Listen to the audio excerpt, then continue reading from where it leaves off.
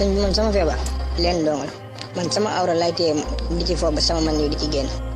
mi ngi bëgg yàgg nag ak man aw ma ci benn solution fépp foo yaakaar ne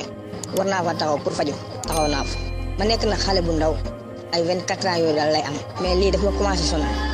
parce que dama ciy gis loo xam ne mosuma ko gis son boobu ma am soxna mais lii daf may poussé ba bu ma tëddee ak songe sama yaram bi lu ma sant soxna jigéen la tëdd maanaam damay yàkkamti bët set doo kenn ku nekk mën a dem doxi soxla léegi nag après ci laa trouvé mu dem ba dama posé tamit daanaka su ma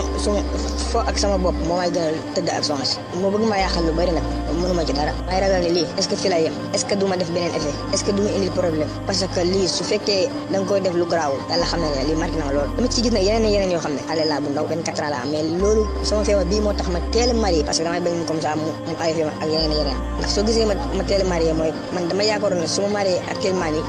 xëy na lii mën na fi yem waaw man loolu laa yaakaaroon moo tax